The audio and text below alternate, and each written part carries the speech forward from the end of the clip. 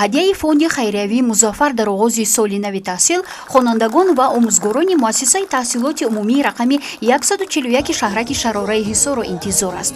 Табдил додани як мавзеи фарсуда ба мактаби тозаю озода. Акнун танҳо мебояд вориди синфхонаҳо шуду аз ин шароити созгор баҳра бурд. вақте ки мо дарёфтем ки мактаб дар ҳолати қарор дорад ки таъмирталаб аст ва хуб кӯшиш кардем ки дасти ёрӣ дароз кунем ва имрӯз хушбахтона дар тӯли 6 моҳ ҳамкорони мо кори хеле назаррасро ба анҷом расонданд ва мактабро пурра аз таъмир гузаронданд ва хурсандиовар аст ки мо системаи гармидиҳии ин мактабро пурра аз нав кардем. бачаҳо нафас озод намекашиданд. мебинем ки як гармидиҳии озодана гузаронданд ва ман бисёр аз ин хурсандам. солҳои дороз дар мактаб амин пешгоҳии вай кумури буд ки мактаб фақат симфхона дуд мекарду симфо дастҳо хуб намегузашт. зимистони иҷа хунук буд. ҳамихе мо ҳамин чизоро дидем, не ки раҳмат ба ҳамин акам ки ба ҳамиё ки ҳамихе дар ҳамин маҳаллаи мо хизмат карданд. ҳама симхонаҳо тозаву озода, яъне хеле тағйиротҳо ба вуҷуд омадааст.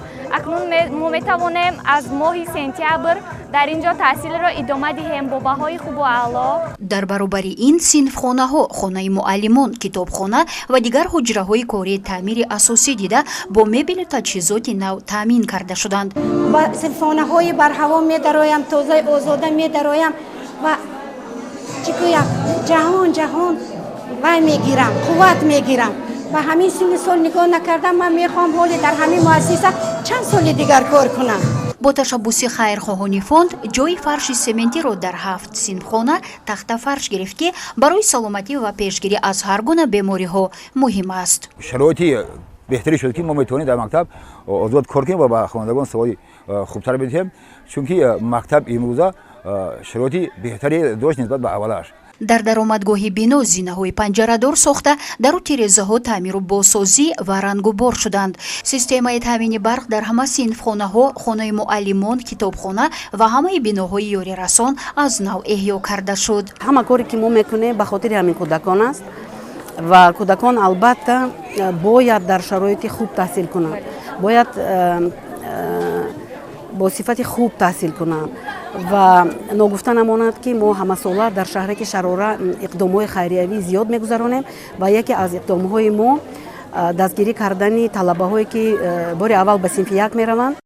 ёдрас мешавем ки бинои ин муассисаи таълимӣ ҳанӯз соли 1990 сохта шуда солҳои аввал ҳамчун боғчаи кӯдакон истифода мешуд. аз соли 2007 ба баъд ин бино ба муассисаи таҳсилоти миёнаи умумӣ табдил дода шуда дар он 640 хонанда таълиму тарбия мегирад. ин аксҳо 6 моҳ қабл аз ҷониби ҳамкоронамон ба навор гирифта шуданд.